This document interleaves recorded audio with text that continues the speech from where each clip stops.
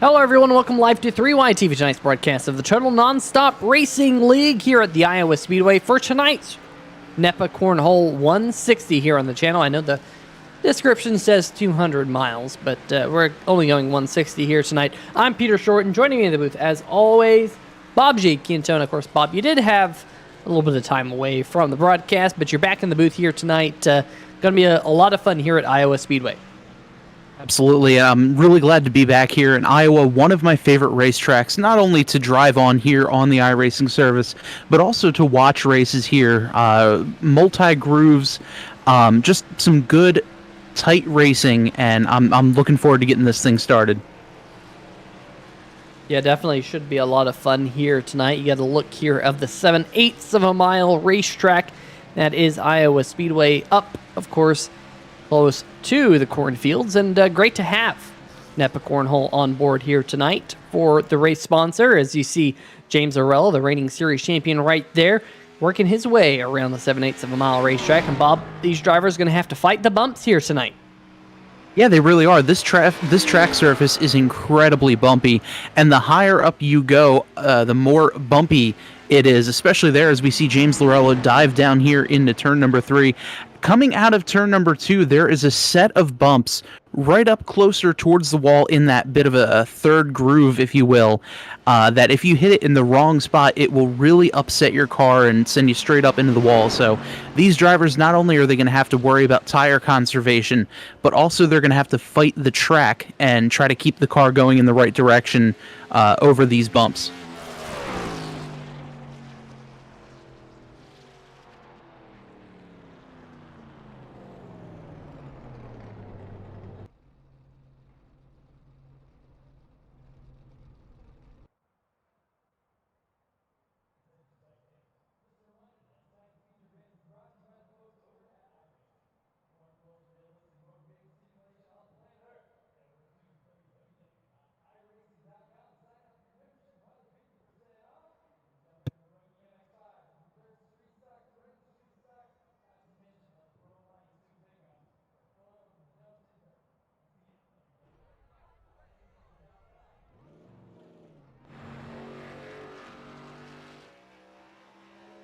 These drivers out there right now, not sure how my microphone got muted, but sure enough it did.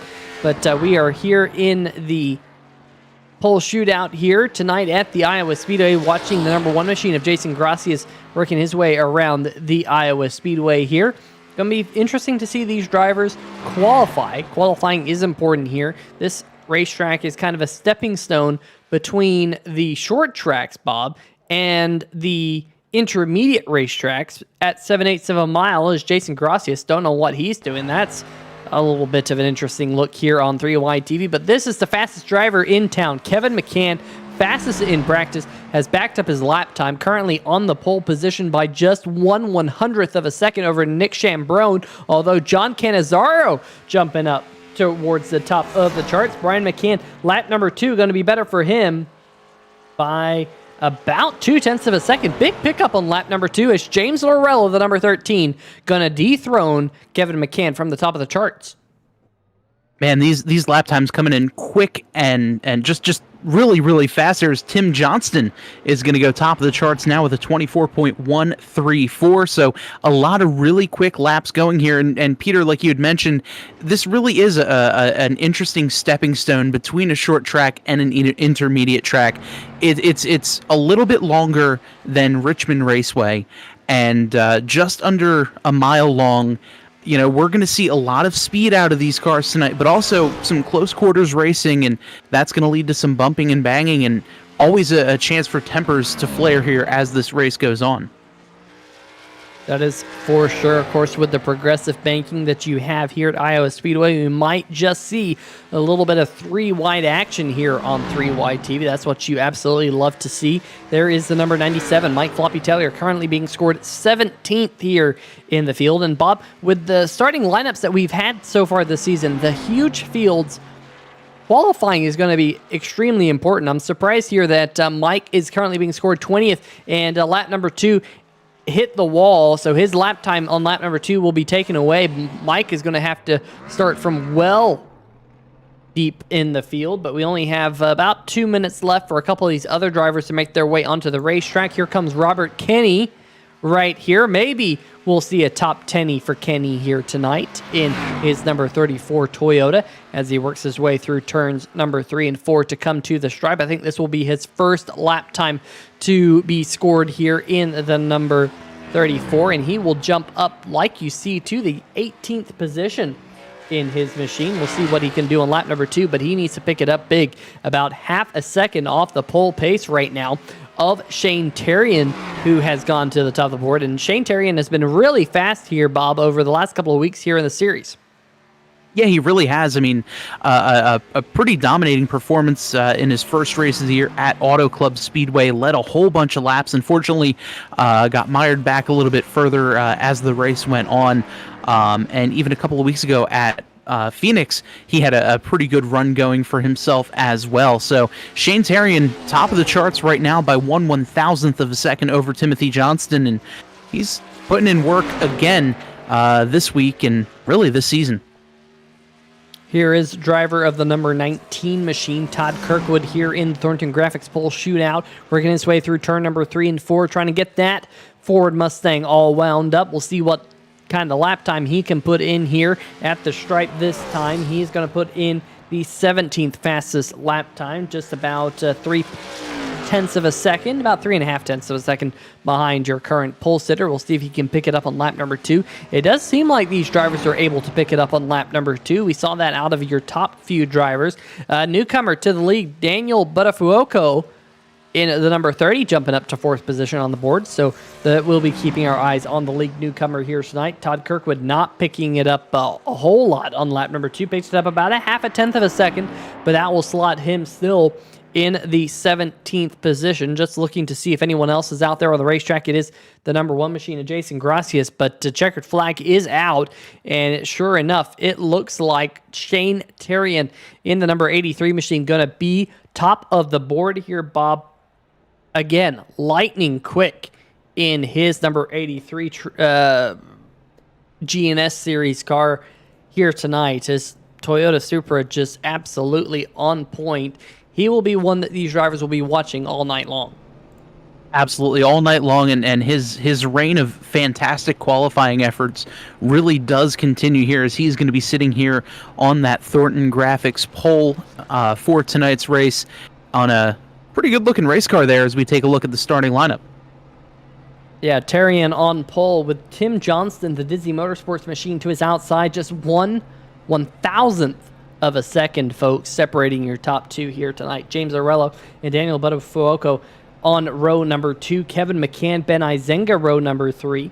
Spencer Tart, John Cannizzaro on row number 4. Cannizzaro is concerned about his points position entering in tonight, as he wants to be inside the top 35 in points, because that will guarantee you a starting position here in the field after race number 5. We'll keep our eyes on that. Brian McCann and Josh Gerlach rounding out your top 10 here, Bob. In row number 6, the 34 machine of Robert Kenny, on his outside the 01 of Nick Chambrone. Row 7 has Briar Fitz and John Borst. Row number 8, Kevin Stone and the 35 of Lupe Gonzalez. In the row number 9, we've got Todd Kirkwood and Stephen Kegman, one of our Shibby Shack Dash for Cash drivers. And in row number 10, we've got Casey Miller and Tristan Maher. Yeah, back behind them, Brady Todd, Mike Floppy Tellier on row number 11, while row number 12 has Anthony DeBarro, and alongside DeBarro, we have Jason Gracias. Those two probably not all too familiar with starting near the back of the field. Row number what is that? No, row number 13, Vincent Valvano, Garrett Gleason, Matthew Rodriguez, Kyle Lewis. Row number 14, Fernando Matos, Austin Grover, and Jason Shu, rounding out your 31 car grid here tonight at the Total Nonstop Racing League Thornton Graphix Grand National Series. I'm Peter Short and Bob Giaquinto. We'll be bringing you live flag-to-flag coverage here tonight around the 7/8 of a mile Iowa Speedway, as Shane Terrian about to get us to the green flag here behind that iRacing official pace truck, heading their way down the backstretch. Great looking field of cars here tonight. As always, we've seen big fields here tonight and across the entire season here, the Total Nonstop Racing League. Just unbelievable how this league has grown since its return to the sim racing scene just about a year and a half ago. Shane Terrian and Tim Johnson, relative newcomers to the Total Nonstop Racing League, leading the field to the green flag. Pace truck heads down pit road, just waiting for that iRacing green flag to come out. And there it is, green flag. We're racing at Iowa. Shane Terrian is going to lead the field down into turn number 1, but the 28 of Johnston still on his outside as Terrian's going to get a good 1 car length lead coming out of turn 2. Now they're side by side here for second as James Lorello takes a look to the inside of Johnston. He's going to try to complete the pass as the field makes their way out of turn number 4. Yeah, sure enough, James Lorello able to make that pass. Now the side-by-side battle is between Kevin McCann to the inside of Daniel Buttafuoco. In the number 13, number 13 is sideways in his debut. And what happened to the number 13 machine? Dropping like a rock through the field. There he is. And caution flag out for the first time here tonight. Lots of wadded up race cars there in the field. Let's see if we can bring up exactly what happened to your for you folks, and let's see if we can figure it all out. But it looked like it all happened right up there at the front of the field there, Bob, and that's a bad place for it to happen. Yeah, bad place to happen, especially with how close together all of these cars are.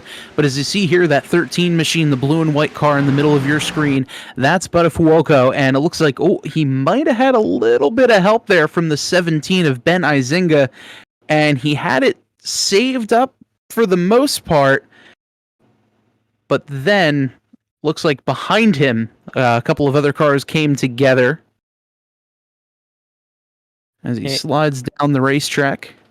Yeah, here comes Todd Kirkwood, and Kirkwood has just had the most rotten luck here so far this season. Early race accidents for the number 19 machine a couple of times. Tristan Maher getting involved. You see Todd getting involved right up there at the top of the screen. As, that was just, unfortunately, a bad turn of events there for basically the entire field.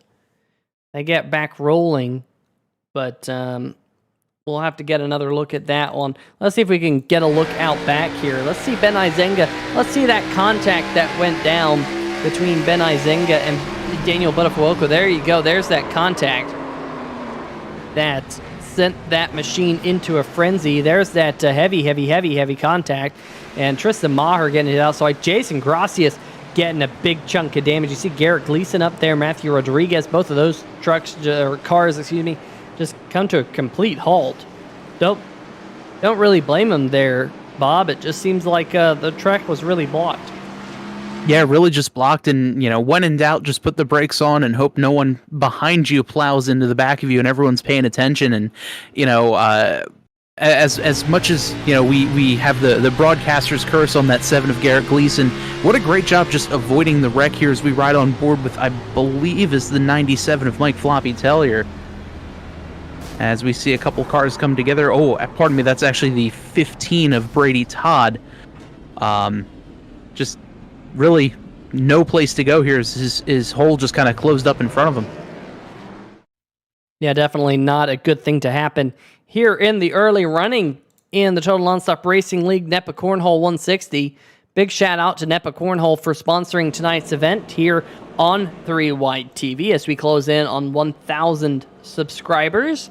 We really appreciate each and every one of you in the chat. And speaking about the chat, Todd Kirkwood saying, well, so much for that. Todd, I got to say, you've had absolutely rotten luck here in the Total Nonstop Racing League. Not sure what it is that you need to kind of go your way, but it seems like that number 19 machine just has not found the luck so far this season. Involved in an early accident at Richmond.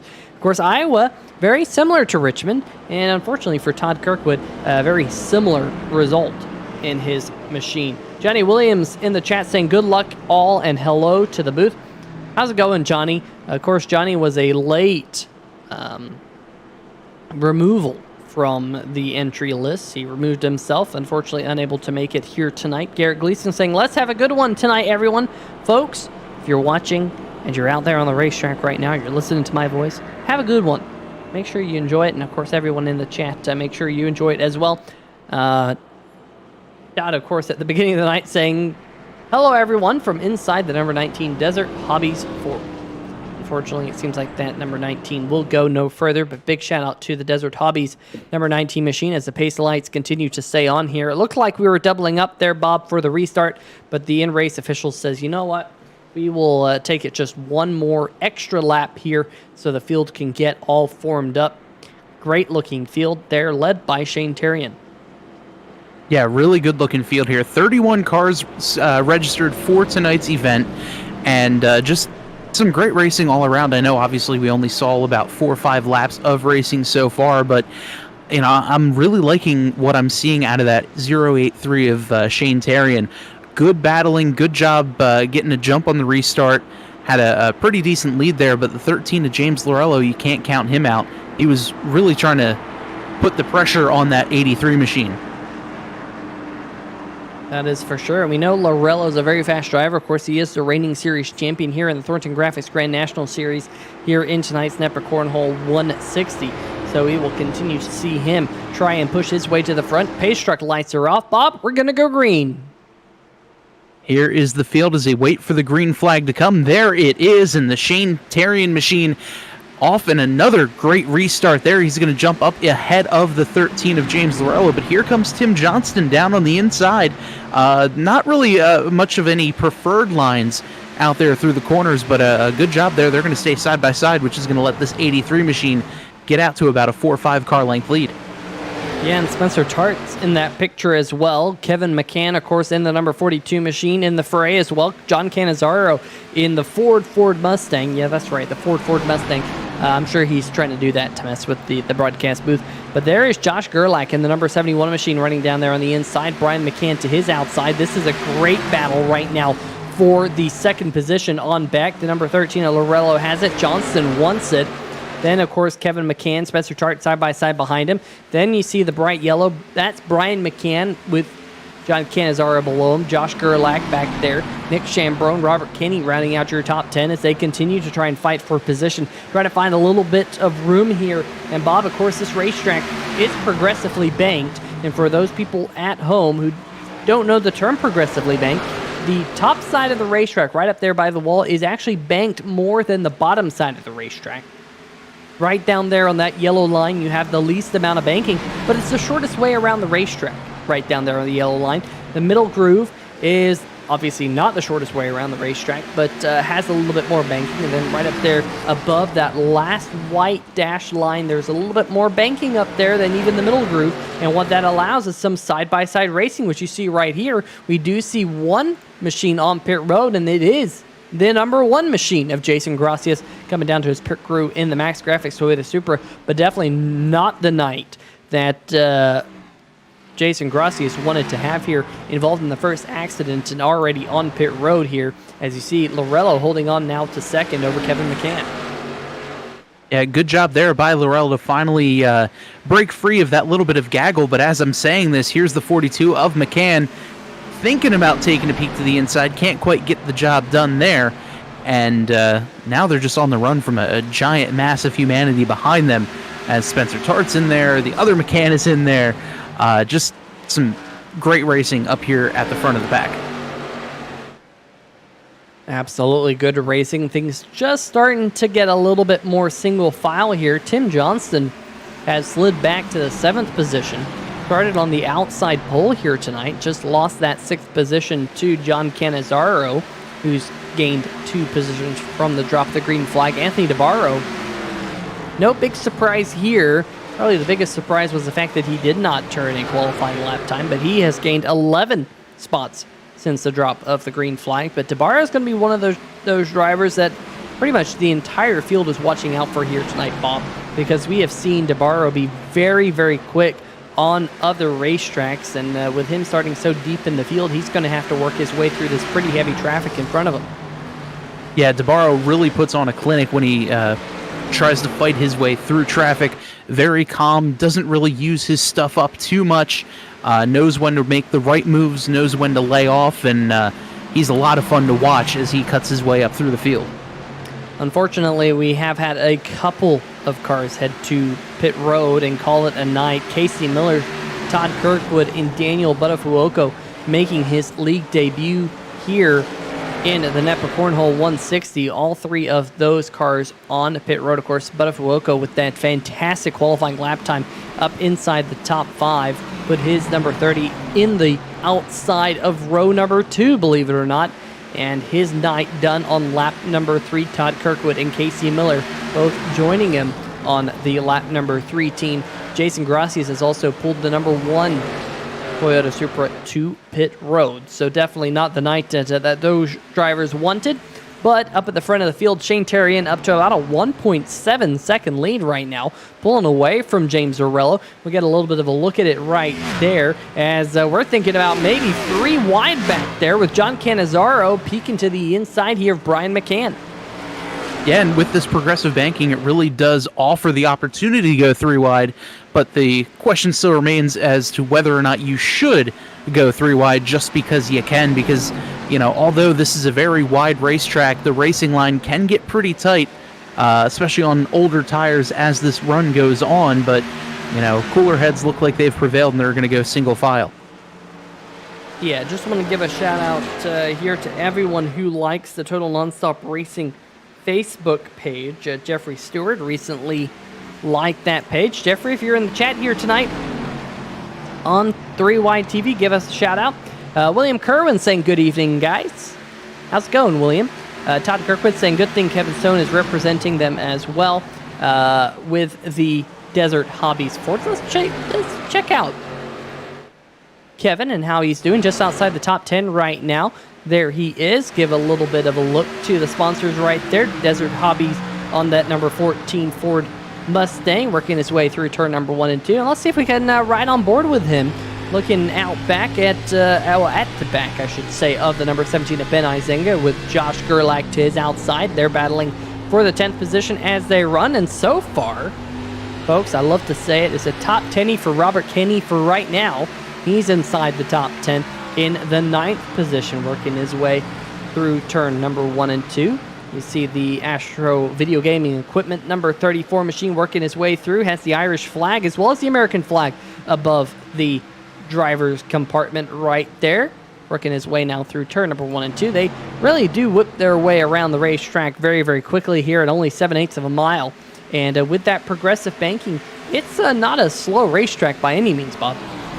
Yeah, definitely not. About 24.5-second laps or so, give or take, for these cars to go around the 7/8 of a mile racetrack. So this is going to be one that goes by really quickly, so you're going to have to seize every opportunity you can if you're out there on the racetrack, as we're getting a really good battle here now on screen between that 97 machine of Mike Floppy Tellier and the, I believe that's the 01 of Nick Chambrone. Yeah, so this is the battle right now for the 11th position. Side by side in front of them, though, Ben Izenga and Robert Kenny. This is the battle right now for the 9th position. Kenny's going to hold on, but looking just a little bit further back, there's Gerlach in 11th, John Borst in 12th. Now Kevin Stone under fire from Nick Chambrone in the 01, as well as Mike Floppy Tellier. Tellier trying to use that middle groove, and from my experience here at Iowa, that middle groove tends to be the preferred groove at this stage of the race because you get just a little bit more banking. You get to use that banking to help your car turn. You also no longer have to rely so much on those worn out tires. So we'll see whether or not that holds true. Here we go a little bit further back behind them. This is Vincent Valvano in 18th position. In front of him, Lupe Gonzalez and Breyer Fritz going to battle right here.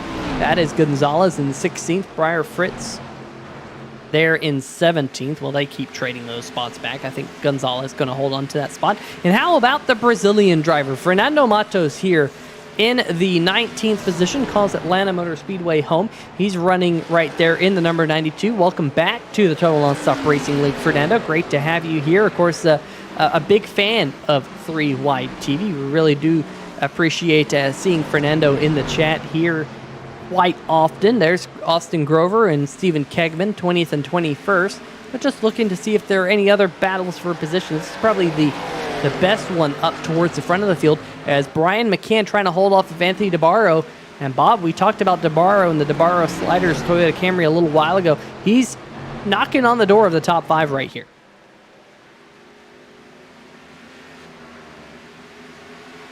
So Anthony DeBarro right there in that number 27 machine, going to get to the inside of Brian McCann. And looks like DeBarro will take that position, so move him up to 5th. He has gained, folks, 18 positions from where he started at the beginning of the night. That is absolutely amazing considering how difficult it is to pass here at this racetrack. You can see right there just how many positions he's gained relative to these other cars around him. That is going to be very, very telling of the pace of that number 27 Toyota Supra. He's gained 18 spots. I mean, Spencer Tartt's picked up 3. Kevin McCann's picked up 2. Lorello's picked up 1. Of course, Terrian's right where he started. But this gaggle of cars, DeBarro's not only caught them, but he's passed half of them already.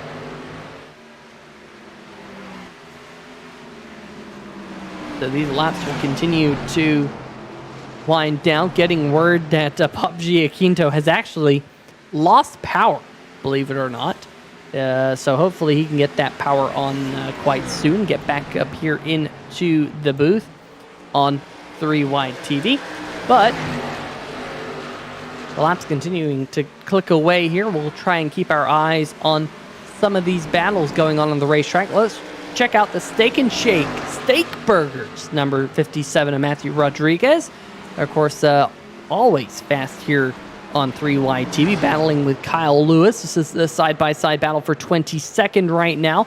Rodriguez going to go around the top side of the racetrack to pick up that 22nd position. Now let's jump up to John Borst, who's running down this battle for position. That's Robert Kinney inside the top 10 right now as Josh Gerlach looking to the inside in the number 71 machine. John Borst back behind him with the number 17 of Ben Izenga. Izenga's so far been a bit quiet here this season in the TNR Thornton Graphix Grand National Series season. We'll see if that turns around here tonight as he runs that number 17. Looks like he's going to get around Josh Gerlach here, perhaps for a top 10. Held up possibly by the number 34, Robert Kinney, who's fading just a little bit. You see Sim Speed Shop on the rear bumper of the number 34. A great spot to check out some sim racing add-ons for your sim rig. Of course, they sponsor one of the other series that we broadcast here on 3 Wide TV. Now Izenga looking to the top side, not able to do so. Kinney cuts him off. This is the battle, like I mentioned, for the 9th position for right now. Just checking to see if what's going on up towards the front of the field as Anthony DeBarro. Wow. My, oh my, DeBarro has gotten around Spencer Tartt and got himself up now into the 3rd position, plus 20 positions from the drop of the green flag. DeBarro here again, extremely impressive here on 3 Wide TV. Has been so impressive since he made it to the Total Nonstop Racing Thornton Graphix Grand National Series. He found TNR, not exactly sure how. I think he was led here by Nick Cohan, if memory serves me correct. But that number 27 is looking extremely fast. Shane Terrian in the FRN machine, the Flat Out Racing Network Toyota Supra, now up to a 2.5-second lead. There's the gap back to James Morello, then Anthony DeBarro. So we'll try and keep our eyes on this battle as DeBarro has all but passed that number 13 machine in front of him. As they work their way through turn number 3 and 4, you see a couple of the lapped cars out there right now. Brady Todd has, I believe, fallen a lap down, if I'm looking at things correctly. Shane Terrian, they're getting around the number 15 machine. That is Brady Todd, excuse me. So Brady Todd and Jason Shue both find themselves 1 lap down at this current junction of the race. Check and see whether or not my good buddy, my partner in crime, Bob Giaquinto's back, and I believe he is, Bob. I am, hopefully, at least for now, at least. Well, if you're just now joining us, it has been a fantastic start to the race here in the NEPA Cornhole 160. But Bob, we're already at the 25% race distance, 40 laps in here tonight. These laps are clicking off pretty quickly. Yeah, a very quick race and some good hard racing here as we see a good battle now between Robert Kenny and the 71 of Josh Gerlach. Yeah, it's some great racing all over the racetrack and some quick laps as well. Aside from that first caution on lap 3 or 4, we've been green this whole time, and some great side-by-side racing here as we get this battle now. Yeah, Robert Kenny to the outside of Josh Gerlach. This is the battle right now for the 9th position, where we've seen Robert Kenny run for pretty much the majority of the race. That number 34 not wanting to back down to Josh Gerlach, holding strong on the outside. Gerlach maybe slid on entry into turn number 1, letting it all hang out, really diving it in deep, but Kenny roaring back around the outside. This is one thing, Bob, that this racetrack is going to do because it's got that progressive banking, as Izenga now sticks his nose in between both of those cars. That will give Josh Gerlach the opportunity. But I was going to say, this racetrack, because it's got that progressive banking, can be very frustrating for these drivers because, like we mentioned, the inside of the racetrack, it's the shortest way around the racetrack. Most racetracks, you see them glued to that yellow line. But here, because there's a little bit more banking in that middle groove, you get a little bit more pace up there. And it can make it extremely difficult to make a pass. Yeah, and it allows you to pretty much put your car anywhere, as we see here, and it allows for this great side-by-side racing because, yeah, the inside line is going to be the shortest and quite possibly the quickest way around the track, but if you're trying to save tires and use your momentum a little bit more, you're going to go up the track, and it allows you to hang together with that car down low and just offer some exciting racing, and that's what we're getting here tonight. That is for sure. Looks like Ben Izenga now to the outside of Kenny here. This will be for the 10th position. Izenga in the Air Canada machine. Of course, he is a Canadian in that Chevy Camaro. Trying to work his way towards the front of the field. Qualified in the 6th position, now running down in 10th. Not sure if he was thinking about saving tires or what the intent was on the number 17, but he has lost a decent number of positions here. Of course, he did pit on lap number 3, which is a bit of an interesting call, but he will get around Robert Kenny and move his way back in towards the top 10. John Borst now trying to run down Robert Kenny. That would be for 11th. Back behind them, Lupe Gonzalez, and Gonzalez is pulled away from Nick Chambrone. Chambrone down in 14th position, but back behind them, a couple of drivers who have been locked into battle now for about the last 5 laps or so. Mike Floppy Tellier and Kevin Stone. This is for a top 15 between the FRN number 97 and the number 14 that you see right there, the Desert Hobbies Ford Mustang of Kevin Stone. They have a good gap on Briar Fritz, who's in 17th position. And then you have to look quite a ways back. Best battle for position back there would be between Tristan Maher and Garrett Gleason. Gleason, of course, running the Rebestus Brakes throwback scheme. Unfortunately, he has fallen 1 lap down between some of the lead cars. There is Brian McCann working his way around Gleason. There is Tristan Maher, a couple of cars in front of Gleason at this current juncture.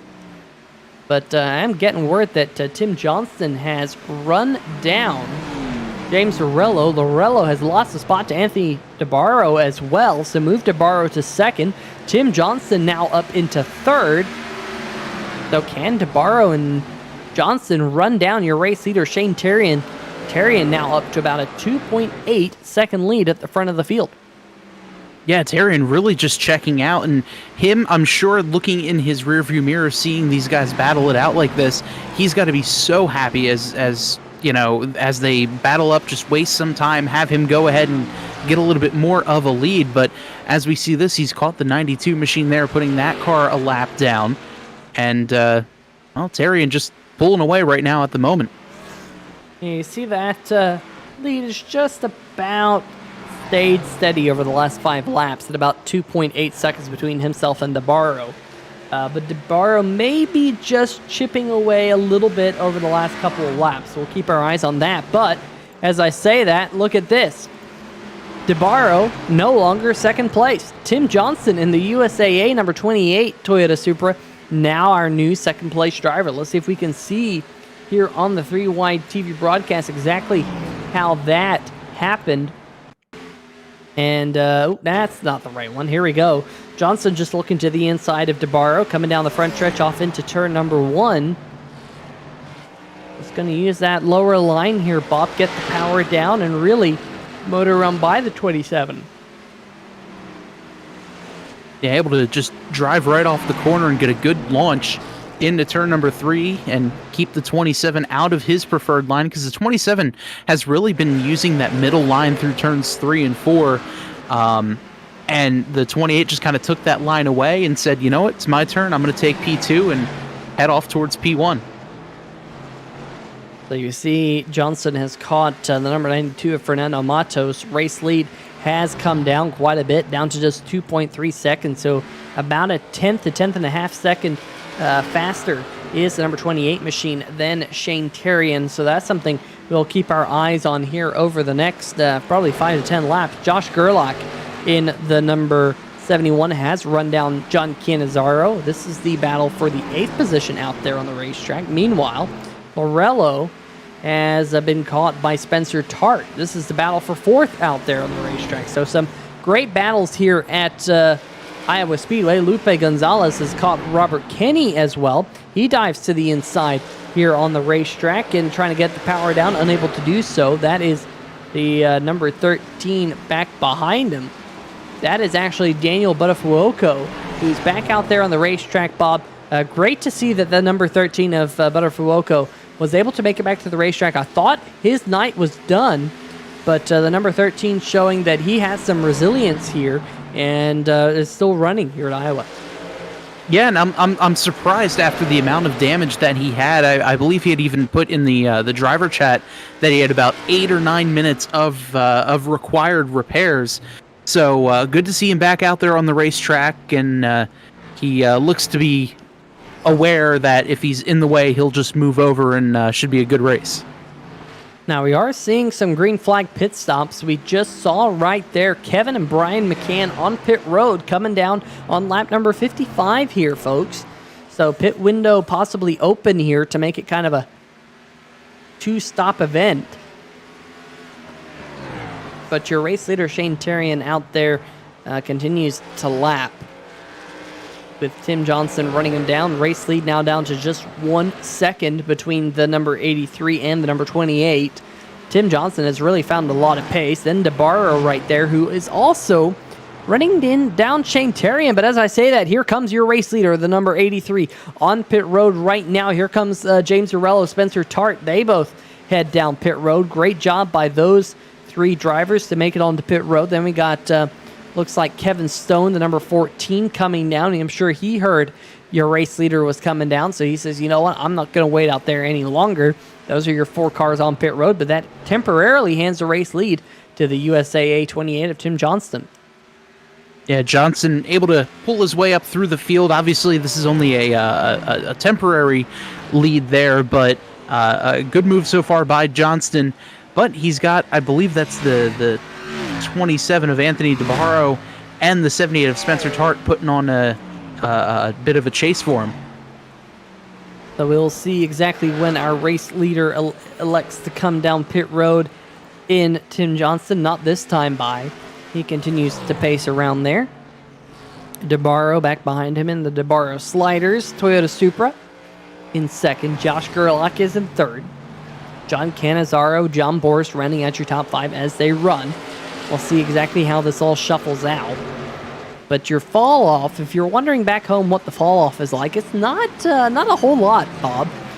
You know, sometimes we see some racetracks at about the 1 to 2 second range of tire fall off. But here tonight, just about 7 to 9 tenths of a second, depending on whether or not these drivers can get a clean lap in. That's not a whole lot, all things considered. Yeah, and that's great for racing as well. It keeps the drivers up together and keeps the cars, I'd at least say, a little bit easier to handle as well. Because once you have the 1 to 2 second fall-offs, think of a racetrack like Atlanta where, you know, the tire wear is just horrendous, where after about 15 to 20 laps, you're already down about 2 seconds. then you have to worry about your car getting really loose on old tires or tight.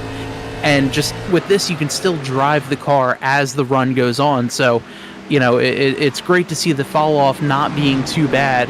And it's going to give us some more great racing like we're seeing here. Todd Kirkwood in the chat saying about 62 laps on fuel. So, Todd, thanks for that intel here as we close in on lap number 64. But, of course, we did have a couple of laps in there that were under the caution flag. We also did have a couple of drivers who did pit on lap number 3. Here comes Tim Johnston down pit road, though, which will hand the race leader to Anthony DeBarro. So your race leader now on pit road. John Boris, Lupe Gonzalez joining him. Whoa, Lupe Gonzalez! Whoa, that was a late call to stay out there in the racetrack. And Bob, the only thing I can think of there was Lupe was headed for that inside wall. Yeah, and it looked like the yellow flag had came out, and he saw that. And let's take a look here as he's coming into pit. And yeah, it looks like the yellow came out as he was trying to avoid whatever was going on. And good job by him to go in and not enter a closed pit. Yeah, hearing that it might have involved the number 92 of Fernando Matos. Matos here going down to the bottom side of the racetrack, going down. Oh, yeah, just tries to go onto the flat. And unfortunately for Fernando, maybe a little bit too much rear brake bias. I wonder if he was trying to get down to pit road there, Bob. But unfortunately for Matos, just kind of does a 360, but that will bring out the caution flag. So what we thought was Lupe Gonzalez missing pit road was actually, like you said, a fantastic move to be heads up and avoid coming down pit road when pit road would have been closed, because he would have got a penalty for that. But that will kind of shuffle things out considerably here as your new race leader, Anthony DeBarro, coming down pit road, was able to stretch his fuel just a little bit. And DeBarro inherits the race lead. And now those drivers who'd already come down pit road, they're in a hole. Yeah, and not only are they in a hole, but depending on where the leader was when that caution came out, some of those drivers might have been trapped 2 laps down. So they're going to get the wave around here, but that'll still only have them 1 lap down. So this really could have changed a lot of strategy for a whole bunch of these drivers.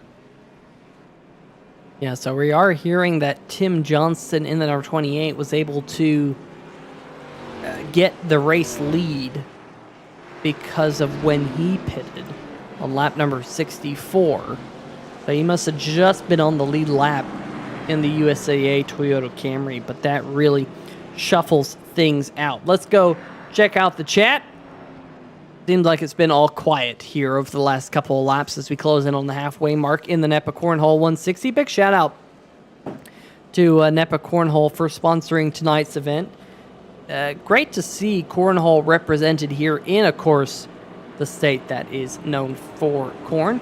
And if you're interested in checking out NEPA Cornhole, well, NEPAcornhole.com is the place to go. They have merchandise on there if you want to get some Cornhole merchandise. They also have a website where you can check out what's going on with all of their tournaments going on. They got a Country Junction Cornhole tournament on August 7th, if you're interested in that. They got monthly tournaments and leagues and fundraisers going on up in the Northeast Pennsylvania. Of course, it stands for Northeast Pennsylvania, NEPA, N-E-P-A. But yeah, a lot of stuff going on, including, of course, the Summer Showdown, the 2021 Summer Showdown, I should say, at the Mohegan Sun Casino, August 28th through the 29th. So if you got cornhole board, start practicing. You have just over a month to participate if you're located up in the Northeast Pennsylvania area. But man, that'd be a lot of fun to go to the Mohegan Sun Casino and throw some bags. Man, that sounds like a great time. I might have to check that out. Yeah, it's a 2-day event and a 2-division blind draw, and it's also social and competitive, so you can get a random partner and cash payouts to the top 4 teams, only $20 a player. And yeah, back's flight, 7 p.m. on the 27th, and it goes into the 28th. So really, really cool to have them on board. A couple of cornhole groups here represented in the Total Nonstop Racing League. I'll tell you what, there's zero competition between the two, Bob. They, get along pretty well with one another.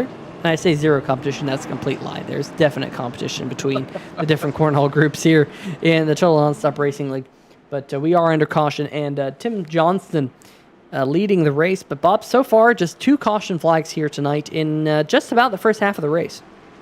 Yeah, 2 caution flags, some great, just a great job by these drivers keeping it clean, and nothing too crazy or anything like that. And I can't believe we're already on lap 70 out of 160. So, still about 90 laps or so to go.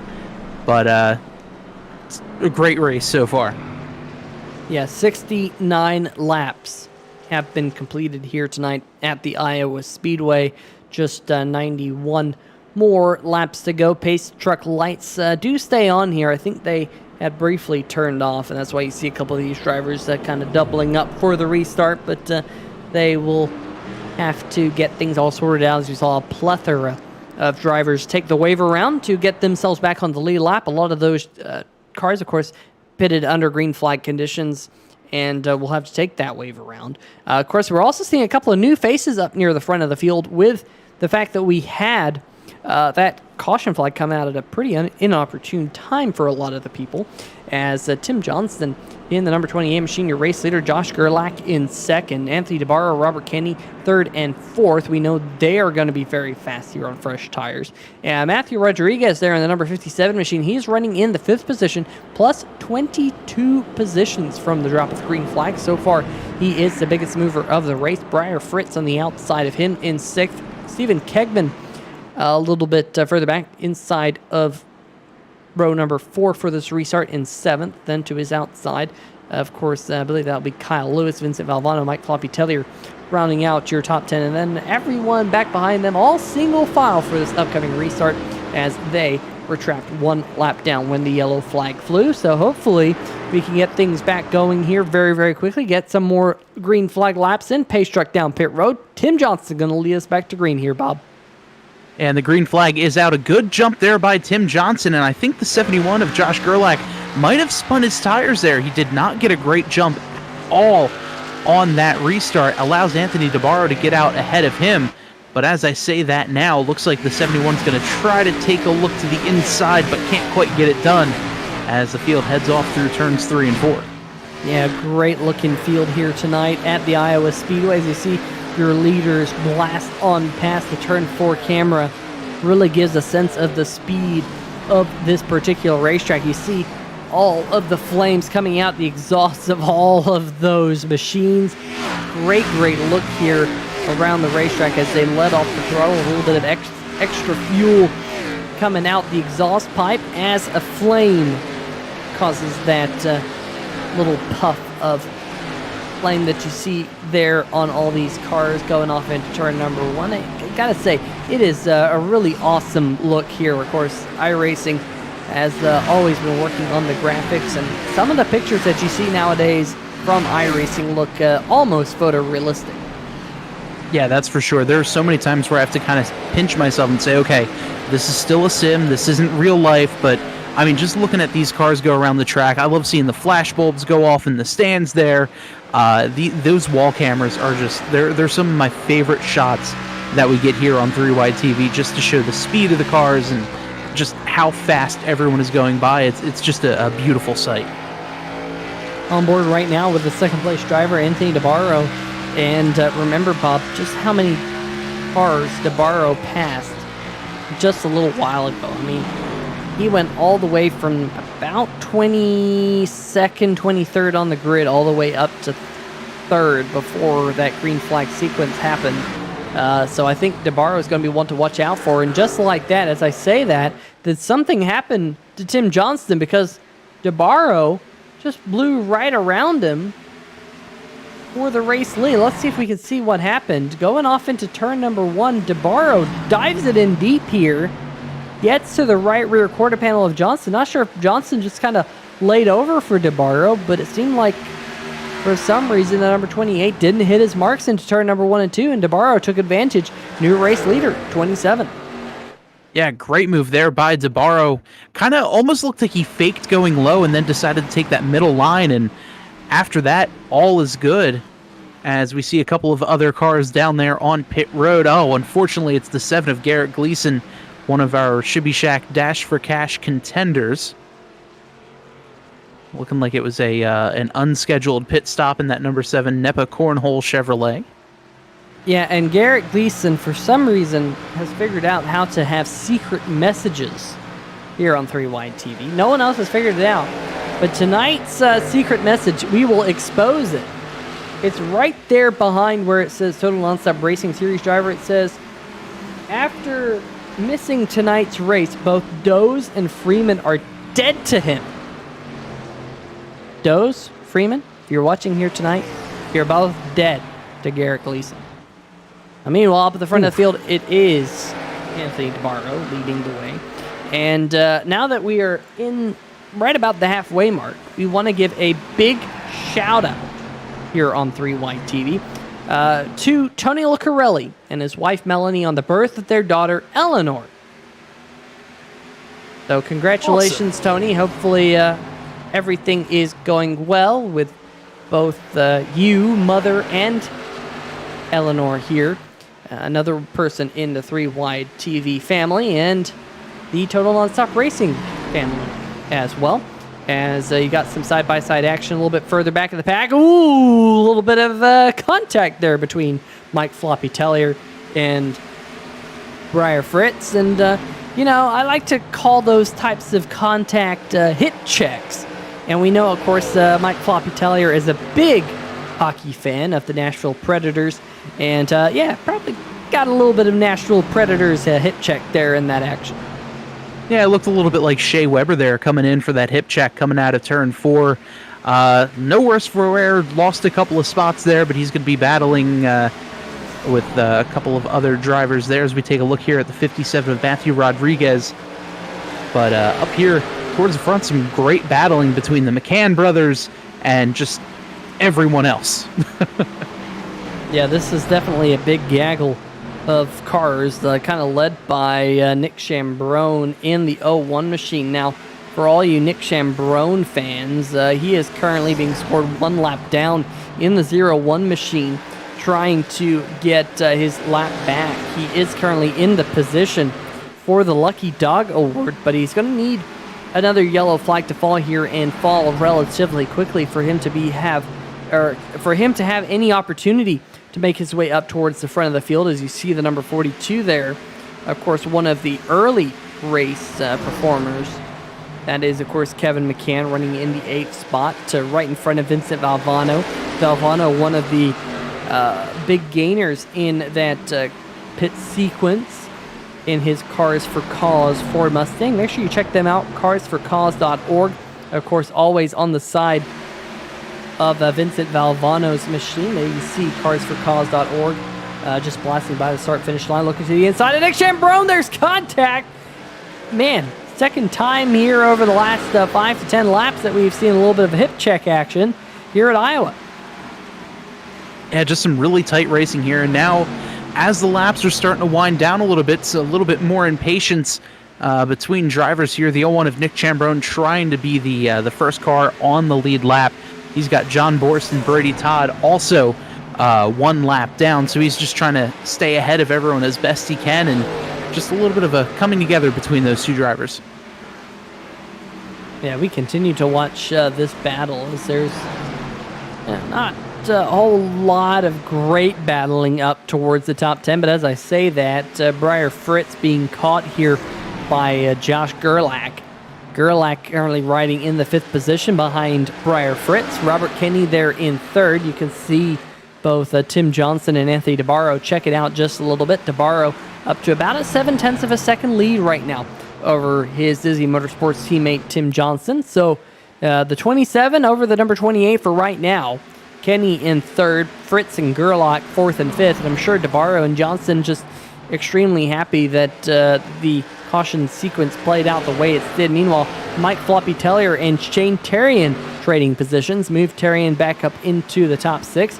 He will try and track down Josh Gerlach for the 5th spot here. I know we saw a lot of pace out of the number 83 a little while ago, but both of those cars sporting the Flat Out Racing Network schemes here on the Iowa Speedway, the NEPA Cornhole 160. Big shout out to the Flat Out Racing Network here for sponsoring and as well as broadcasting several of the Total Nonstop Racing Series races over the last couple months. So, gotta say, they are a great channel to watch here on YouTube, as well as Tellier gets back past Tarian.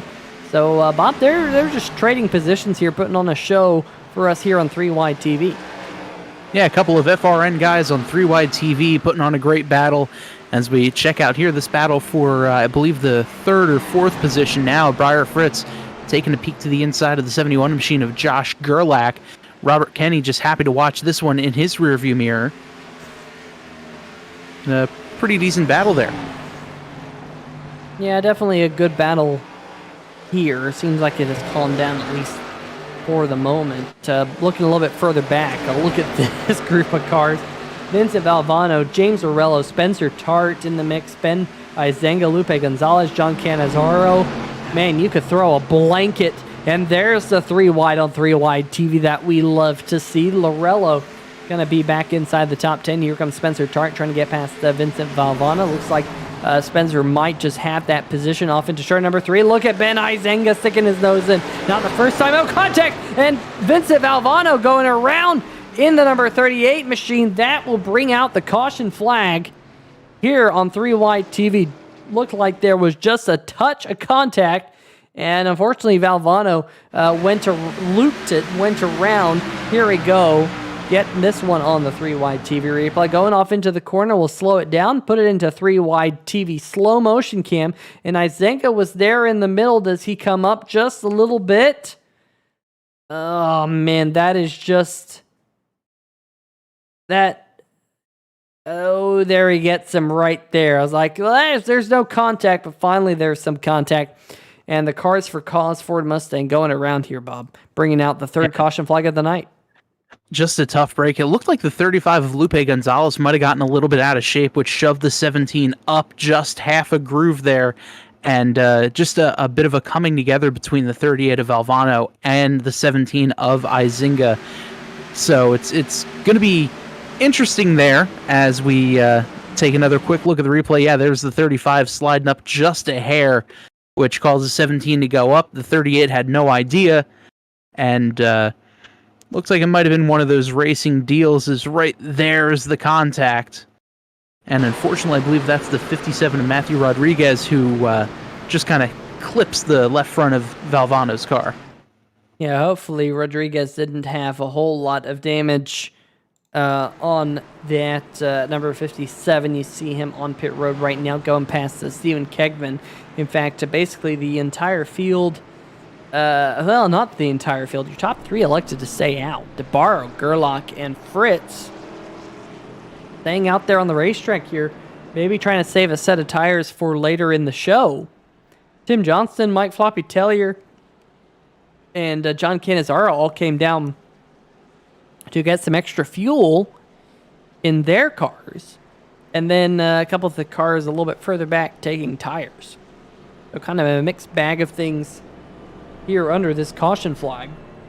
Only the 3rd caution flag of the night here, working lap number 96. And Bob, it has been a lot of fun to see Iowa Speedway and see all these drivers kind of running all over the racetrack, bottom side, middle side, top side, and really racing each other clean. I know that was a little bit of contact there between the 38 and the number 17, but all things considered, it has been a pretty quiet and clean night here in Total Nonstop Racing League, and that's what we love to see here on the channel.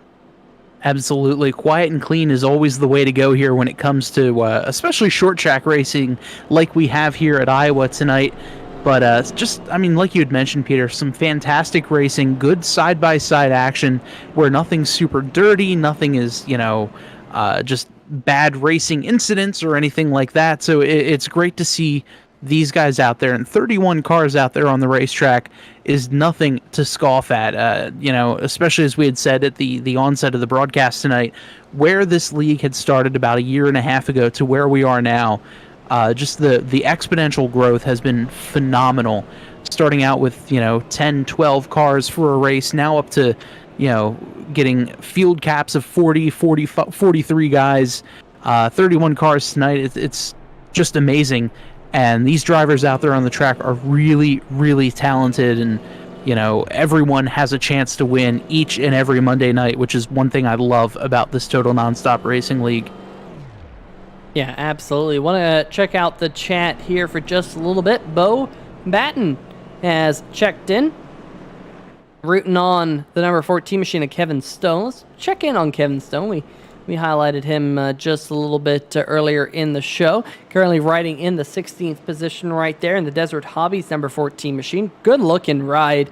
I'm not sure if that machine was painted or not by Todd Kirkwood. I know Todd has put together some machines over the years here on various 3Y TV broadcasts, but that is a really good looking paint scheme. I really dig the black and the orange and the gray all together, and hopefully Kevin can work his way up towards the field. I know he's getting a little bit of encouragement in the chat right now from Bo Batten.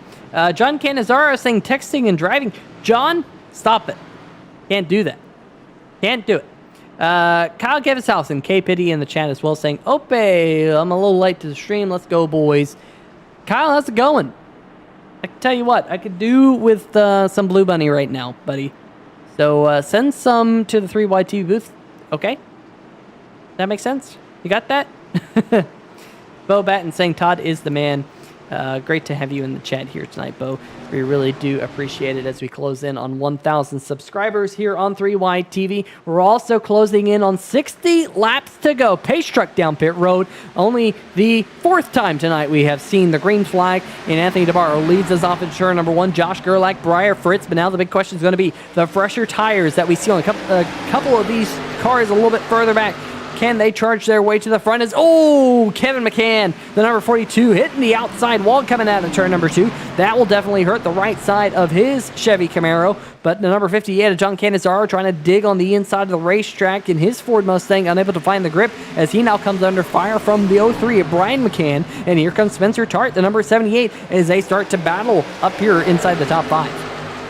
Great battle here inside the top 5. We've got the 16 of Breyer Fritz on the inside. I believe that's the 97 of Mike Floppy Tellier on his outside. And then Shane Terrian. We haven't spoken too much about him in this middle part of the race. Terrian is moving his way up. You see him in that black and green car on the inside line behind Breyer Fritz. And just some great racing. I know I've said this a lot tonight, but I mean, look at this battle that we've got going on here for the 4th position. There's pretty much the entire top 10 is currently battling for 4th, and leading that battle you see here is the 16 of Breyer Fritz and the 97 of Mike Floppy Tellier. Yeah, Tellier started this race all the way down in the 22nd position. So right behind Anthony DeBarro, believe it or not, right in front of Anthony DeBarro. DeBarro started in 23rd. Here comes Kevin McCann around the outside. He started in the 5th position here tonight, trying to take that number 42 back up to the top 5 and trying to bring Brian McCann through right there. His brother is, a little bit of nudge contact. Brent Spencer Tart, Breyer Fritz. There might have been a little bit of a hip check between those two as we saw a big wiggle out of the number 78 machine. We'll dial this one up for you here on the 3Y TV replay. Here it is. Tart on the outside. Fritz there in the middle. There's that contact, and Spencer Tart having to take that 78 all the way up to the wall, but didn't hit it. Great job there by Spencer Tart to keep the 78 going straight. Wow, what a save there. It looked like the 16 might have gotten just a little bit tight coming out of 4 there. Hit those bumps like I'd mentioned. Those bumps can really upset your car if you don't hit them the right way. And that looks like that was about what had happened, but Spencer Tart, no worse for wear here as he's able to recover, get back up on his horse, and start his charge back up towards the front yet again. Now, let's look inside the top 10 right now at pit stops, because Anthony DeBarro, he hasn't pitted since lap number 66 here tonight. Tim Johnson hasn't pitted, did pit, on lap number 94, so he pitted a couple laps ago, but he only took fuel, I believe, on his number 42. Yes, number 42. Kevin Johnston in his machine. Nope, take that back. So Kevin McCann took 4 fresh tires. I'm confused because Kevin just passed Tim Johnson. So Johnston only took fuel on lap number 94. Meanwhile, the two McCann brothers, they took 4 fresh tires. in the 42 and the 03. So I think that was their final set of 4 fresh tires, if memory serves me correctly. So they want to see this race go green all the way to the end. Now, we do think that they're a little bit short on fuel. We heard that the pit window from Todd Kirkwood is about 62 laps. So they pitted with 66 laps to go. So they might just be a little bit short. Spencer Tart in his number 78, he also took 4 tires. Josh Gerlach did not pit. And then behind Gerlach, you have Mike Floppy Tellier. He only took on fuel. Then James Dorello in 8th, he definitely took tires. And Breyer Fritz did not pit under that caution. Then Shane Terrian came down and took on no tires. So a lot of different strategies inside your top 10 here on 3Y TV. That kind of gives you an indication of who did what, in case you couldn't quite keep up with what I had to say, as Kevin McCann just blew around Anthony DeBarro. Not all too surprising there because of the fresh tires on that number 42 machine. But Bob, Kevin and Brian, and really everyone who just came down pit road for tires, they got to hope now that this race goes caution-free to the end, because they're going to have that fresher tire advantage all the way pretty much to the checkered flag. Yeah, definitely a risky move there for the McCann brothers, because, you know, there's still, 50 laps to go as of right now. Anything could happen. There's still plenty of race to go. And in these 110 laps that we've ran, we've seen 3 cautions. So, if the law of averages works out for us, we're probably going to see at least 1 more caution towards the end of the race. So putting on that last set of tires right now, a little bit risky. I think if I were racing, I probably wouldn't have put tires on then and there, and just kind of kept and saved a set of tires for later on if we get a caution, especially with about 30 or so laps to go. That's when I'd come down and throw on my last set of tires and give myself a shot at that win. Yeah, but we also haven't seen tire fall off be that big of a factor here tonight, unlike some of the other racetracks that we go to here in the Total Nonstop Racing Thornton Graphix Grand National Series. So that might also be in the heads of some of these drivers who did come down and take tires. But we got this great battle right now between Shane Terrian and the number 16 of Breyer Fritz. And here comes Robert Kenny, who's not inside the top 10 right now. Kenny right there trying to go for the 11th position from Breyer Fritz. We've seen a lot of good pace out of both Terrian and Kenny here tonight. And now the big question is going to be, Bob, we did mention the pit window is about 62 laps. Do we think any of these drivers might be able to stretch that window and go all the way to the checkered flag? Drivers like Shane Terrian, drivers who have a lot of pace but might just rein it in just a little bit to see if they can see that checkered flag without having to come down pit road once again. Yeah, I think if a driver is good enough to save, they're going to be able to do so. 4 laps to save honestly isn't too bad. That being said, I'm absolutely awful at saving fuel if I'm racing here in iRacing, so it's a little bit tougher for me to say, but 4 laps, I think it could be done here, especially with how short this track is. Let off the gas a little bit earlier, don't go full throttle down the straightaways. It could be done. It might be tough, but I think it could be done. Looking a little bit further back now, this is technically the battle for around the 13th position between John Cannizzaro and Ben Izenga. There's Kevin Stone in the mix as well in the number 14 machine. A little bit surprised we haven't had a lot of pace out of Ben Izenga here tonight. Of course, has been involved in an accident or two since the drop of the green flag as we close in on just 40 more laps to go. It's currently at 45 for all the people wondering back at home. Stone riding in the 14th position, right behind John Cannizzaro, but Cannizzaro showed a lot of pace earlier on at the drop of the green flag. He started in 8th, worked his way up into the top 5, and he might be a driver thinking about maybe saving fuel to make it to the end of the race. So great to have different storylines here on the board, as always in the Total Nonstop Racing League, always keeping things interesting for all the fans back home. And of course, the other question is going to be Anthony DeBarro. He pitted on lap number 66, so if 62 laps is the magic number, we will probably see Anthony DeBarro on pit road here quite soon, folks. And he's running in the 4th position right now. Same story with Breyer Fritz in the number 16, who is just out of the picture here. He's going to have to come down pit road soon, as it looks like Kevin Stone going to get past John Cannizzaro, so move Stone up into the 12th spot. In fact, Breyer Fritz is the next car right in front of Kevin Stone.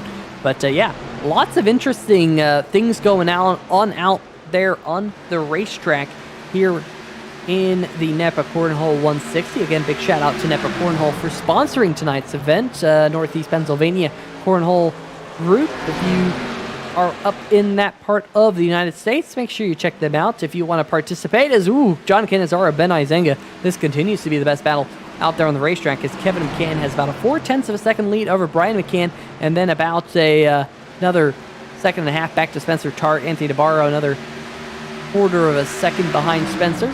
The Dizzy Motorsports teammates there running 3rd and 4th, but it looks like John Borst going to get to the inside of John Cannizzaro, move Borst up to 13th here, working lap number 121.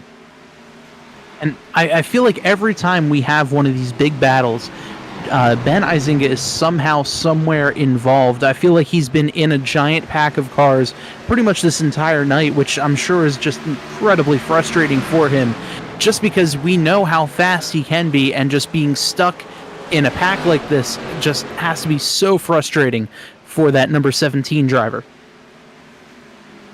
Yeah, and we mentioned this kind of earlier in the race, that this racetrack, as you see the number 16 here and John Borst and the 0 go battle one another.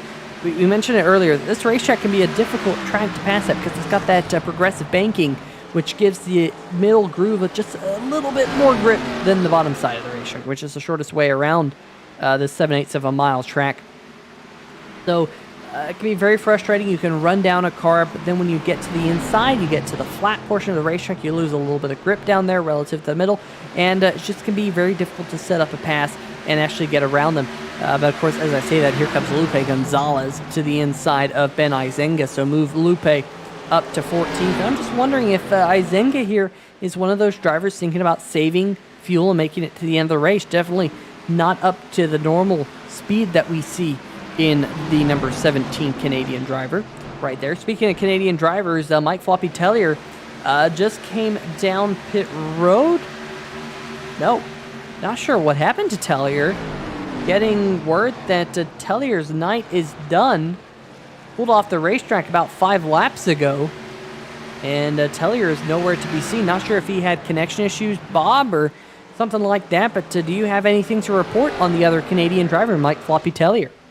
Yeah, it looks like he had disconnected due to an internet issue, but it's telling me here in the driver chat that he has connected back into the session, so we'll see if his night is fully done or what happened, as I believe the 97 now has gotten back in his car.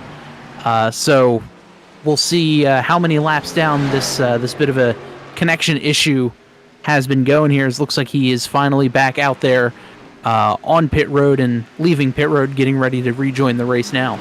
Yeah, that is a tough break for the Canadian driver out of Sarnia, Ontario, just a little bit north, in fact, on the border with the United States up there in Sarnia. And Mike was looking for a good night tonight in the FRN number 97, but we're looking right now at your race leader working lap number 127, hoping things stay green all the way to the drop of the green flag. Here is Kevin Stone racing with Shane Terrian. This would be for the top 10, as Stone is to the inside of the number 83 Toyota Supra here down the front stretch.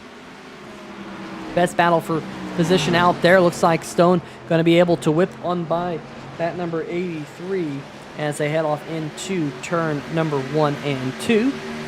He will try and close in on Austin Grover, who's in front of him. There we go.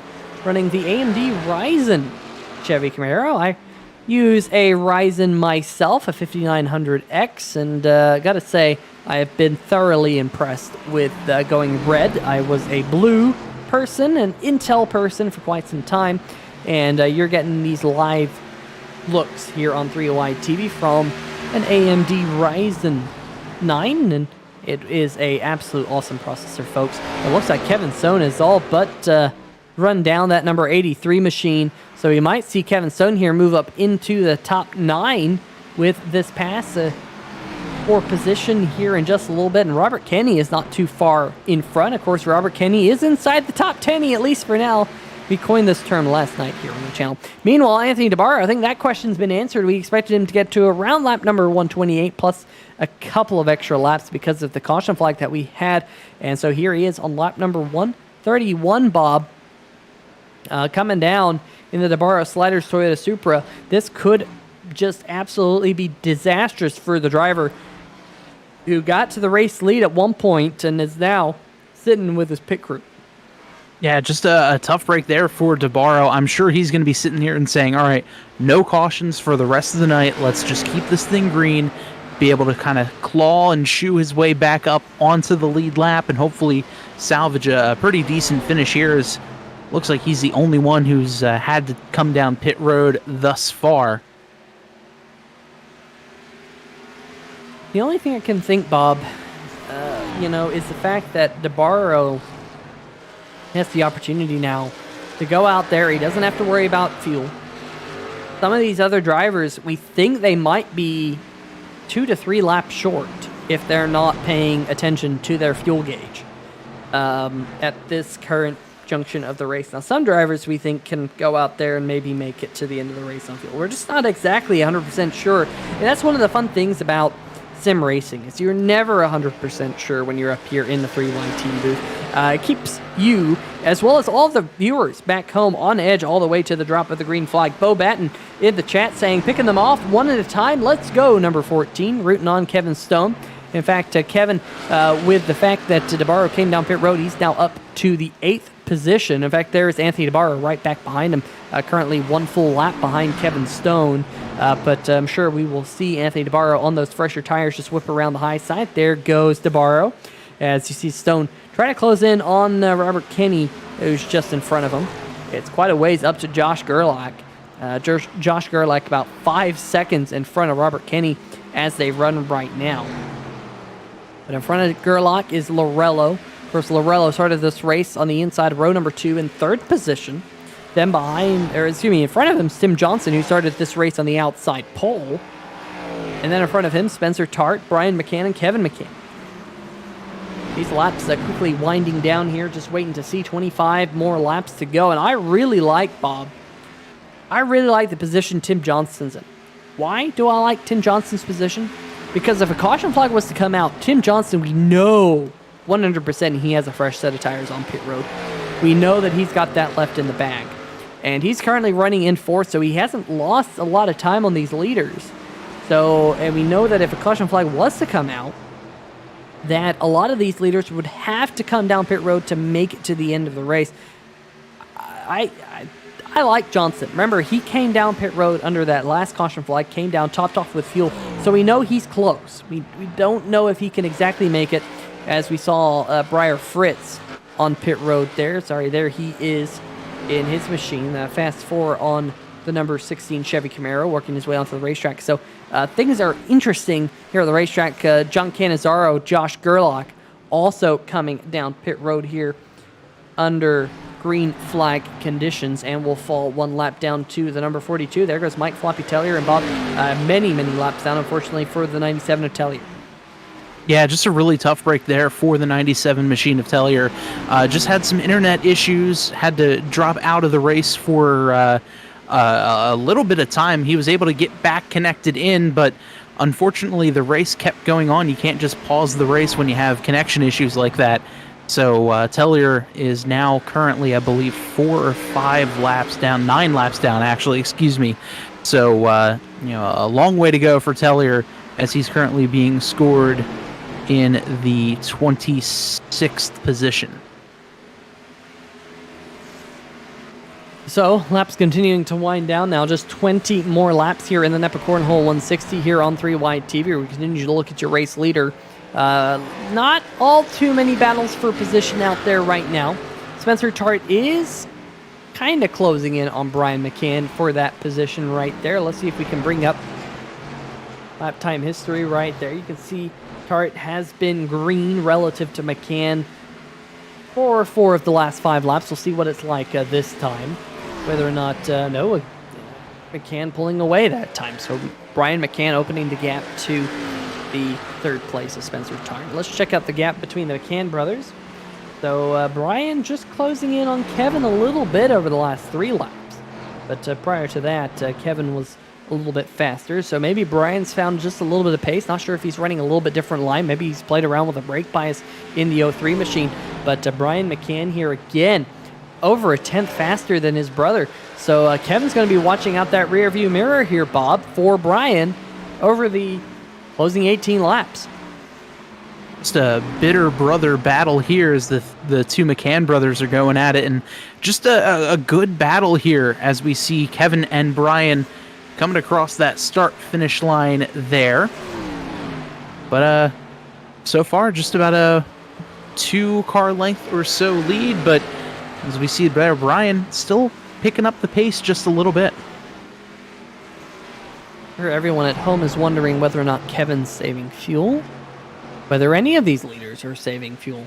Last time by at 25.57, so about a full second slower than one driver out there on the racetrack right now, Anthony DeBarro. DeBarro last time out ran at 24.3. No, excuse me, a 24.9. I take that back. So 24.9 for Anthony DeBarro. So that's 0.7 of a second faster than the lap time that we saw out of Kevin McCann last lap.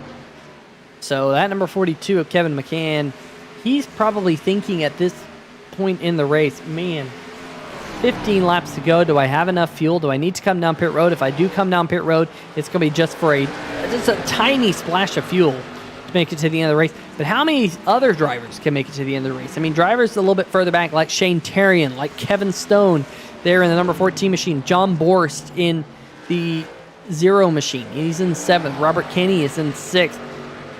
There's a lot of stories left to be told here in the final 14 laps, as is typically the case here on 3 Wide TV with these long green flag runs, which we love to see.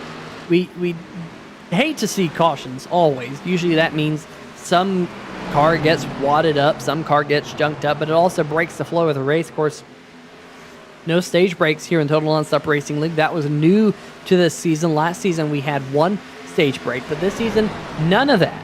Just flat out hard racing, and I have to say, total non-stop racing here on 3Y TV. Yeah, that's for sure. And I really do applaud the administrators here in the Total Nonstop Racing League. Just kind of saying, you know what, guys, let's open this race back up. Don't worry about a stage break or anything like that. Just keep going.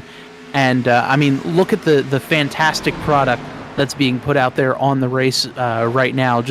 Or on the racetrack, rather, right now. Some great battles all over. And this is all because of this really, really long green flag run. And, you know, I had mentioned when they had gone green saying, oh, I don't know if this is going to stay green the whole way. You know what? I stand corrected. This is looking really good. But right now, the leader's in a whole mess of traffic. Yeah, that is definitely not going to work out for Kevin McCann. Brian's all over his back bumper. Look at Anthony DeBarro trying to get back on the lead lap in the number 27 machine. He's going to try and slice his way past Brian McCann. Now swings to the outside of Kevin McCann through turn number 3 and 4. Kevin has caught Ben Izenga. Izenga now, we're going to go maybe 4 wide. We're definitely going to go 3 wide. Izenga finds himself the meat in the sandwich there in the Air Canada Chevrolet Camaro. But Kevin McCann says, goodbye, Ben. I'm just going to get on by you. DeBarro going to disappear off into the distance, but he is now, for all intensive purposes, all but 1 lap down in the number 27 machine. 10 laps to go. Will the fuel gauge hold up for Kevin and Brian McCann, Spencer Tart? Well, who will run out? We definitely are going to see someone run out. As here we go, battle for the race lead. Brian McCann looks to the inside of Kevin. The brothers side by side coming out of turn number 2. What a great move there by Brian, able to put his nose underneath his brother Kevin and just get that nose going. Here comes Spencer Tart about to do the same thing. Just really, really tight racing here as there's now 7 laps to go. Spencer Tart to the inside, washes up. There might have been a little bit of contact, but they keep things together. Tart hard racing here. This is go time, Bob. You got to throw off everything that you've held back, and you gotta go for it here at this stage of the race. Is a little bit of a slide out the back of the number 42 of Kevin McCann coming out of the corner. I think Kevin has lost his tires here. Maybe still thinking about the fuel gauge. Maybe still trying to save a little bit of fuel. Maybe Brian and Spencer Tart have saved a little bit more fuel, which is allowing them to go a little bit faster. There's the number 38 of Vincent Valvano now into the picture. This is still the battle for second. It looks like Tart has cleared Kevin McCann. So move the 78 up to second. Big gap back to Tim Johnson, who's right there, who surprisingly, folks, took just fuel under that last pit stop. And that number 28 starting to close back in on these cars in front, Bob. I think that what we're starting to see here is that these tires have plateaued. And so even though Tim Johnson is on 30 lap or so older tires than the cars in front of him, they've plateaued. So now they're all running relatively the same pace. And Johnson now starting to make some inroads on Kevin McCann. Does he have enough fuel to make it to the end of the race?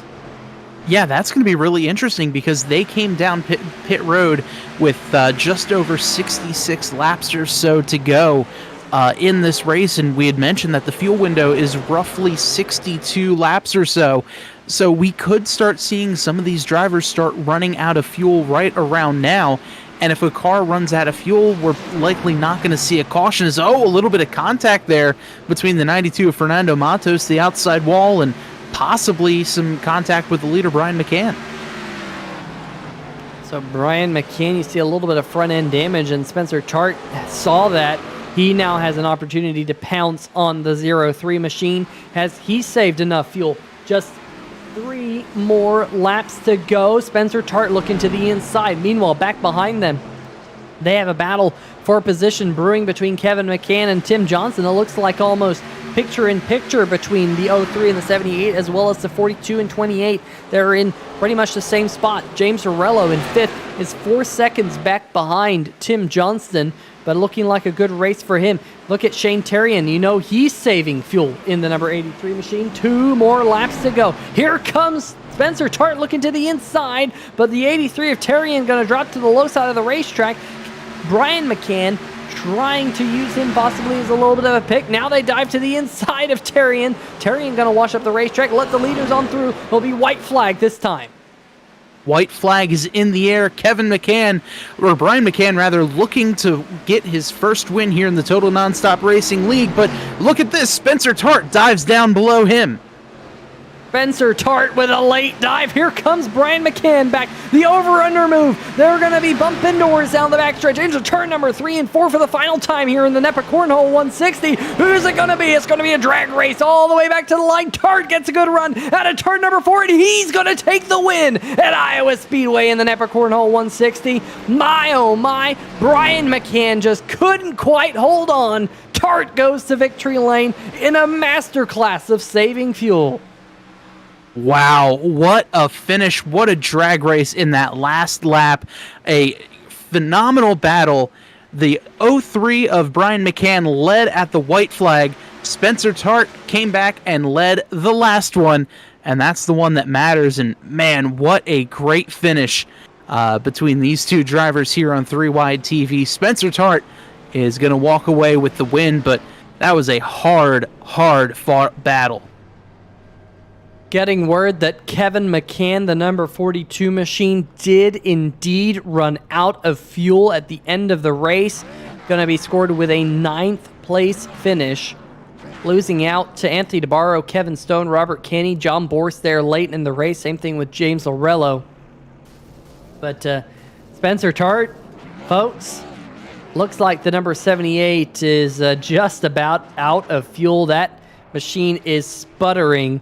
You saw there the number 17 try and give him a little bit of a nudge to see if he could get him kind of bump started. But Spencer, I don't think you're going anywhere, buddy.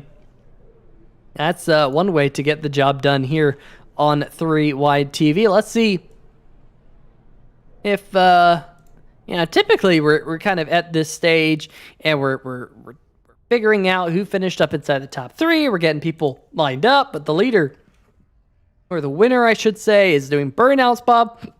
But the burnouts, they're not going to happen tonight. He's out of fuel. World's quietest victory celebration on the racetrack, at least. I'm sure in the Discord chat, Spencer Tart is having himself a good old time with the rest of his S2R teammates. Yeah, that is absolutely for sure. We got Tim Johnston, Brian McCann ready. Just need to find Spencer Tart and drag him down here into the 3 wide TV booth. I'm sure it's going to be quite an emphatic interview with Spencer Tart when we finally do get to hear from tonight's race winner here. But let's see if we can start off with the number 28 machine, driver of the USAA machine, Tim Johnston. Tim Johnston, Peter Short, 3 wide TV booth. You got a copy? I do. I'll tell you what, you probably are kind of ruining that decision to not take tires there with about 65 laps to go. But all things considered, a very strong run for the USAA number 28 machine. I think you still had a set of tires on pit road that if a caution flag was to come out, you probably could have come down and used. You're probably hoping for that caution flag there in probably about the final 20 laps. But all things considered, great night for you. Tell us about it.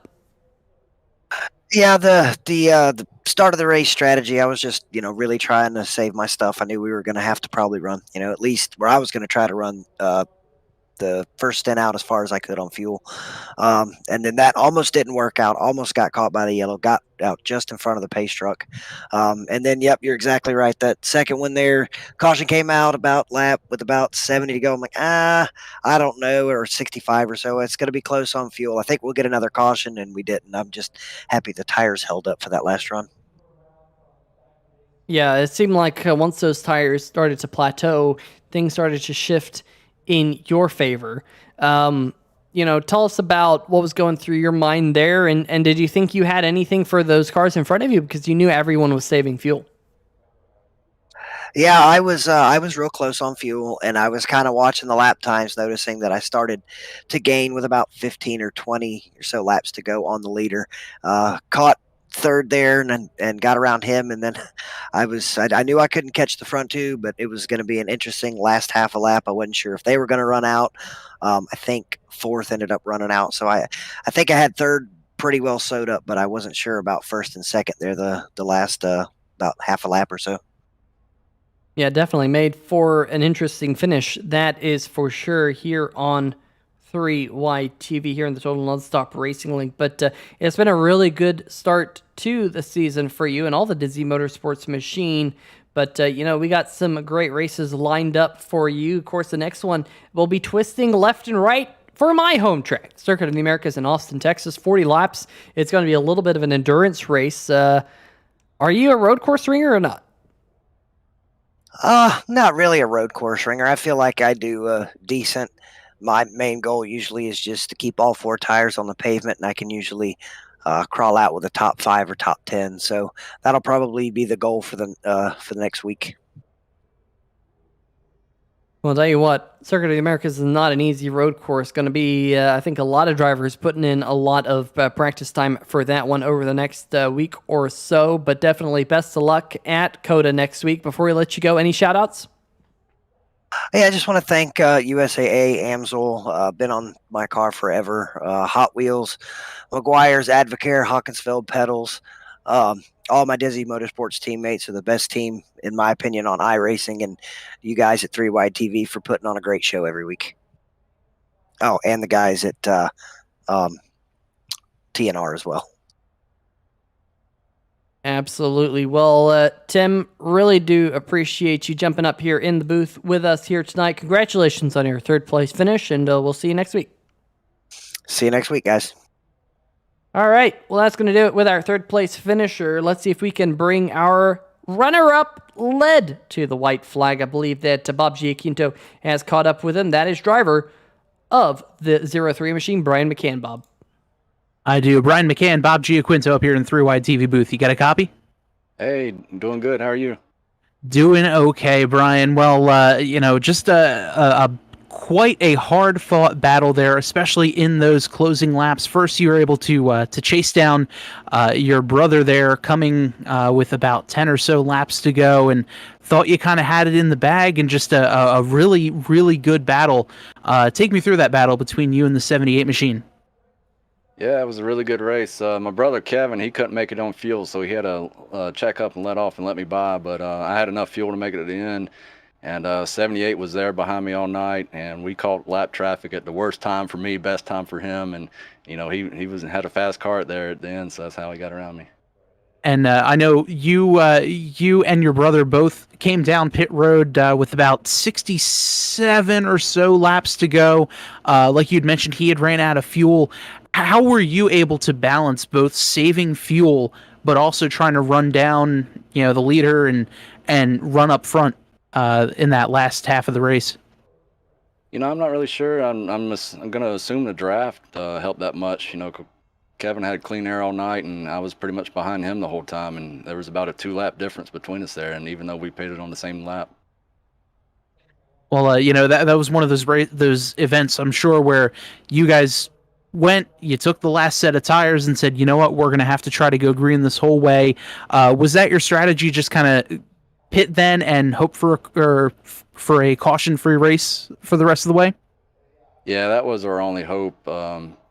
These guys are running so fast. I think we started the race like 5th and 10th, so we had to do something different, and luckily it worked. We knew it was going to be pretty close on fuel, but we wanted to have those tires there so make a little gap between us and the rest of the drivers. Well, taking a look now for next week's race, going down to the Circuit of the Americas, are you looking forward to going road course racing, or tell me about your thoughts there, turning left and right? Kevin loves that track. Kevin loves road racing. I've never been on that track. I'm probably not going to do too well on it. Fair enough. Well, Brian, before we let you go, do you have any shout-outs for us? I'd just like to thank you guys for doing the broadcasting. Whoever puts on the show, I'm not really sure the name. Help me out. Oh, Garrett and the rest of the TNR guys? Garrett. That's Garrett. Yeah, Garrett. That's who I was thinking of. My wife and anybody watching. Awesome. Well, Brian, congratulations on the second place finish, and we'll look forward to seeing you out there at COTA next week. All right, thank you. All right, well, folks, that's going to do it for tonight's second place finisher, and unfortunately losing that lead right there on the final lap was Brian McCann. But hey, it's about time to dial up tonight's race winner, driver of the number 78 machine, who got around Brian McCann on the final lap. That, of course, is Spencer Tart. Spencer, Peter Short, 3YTV booth. You got a copy? Yes, sir. Well, man, wow. What a great run to the checkered flag. Beating and banging down the backstretch. The over-under, you were able to get the power down through turn number 3 and 4, take home the win.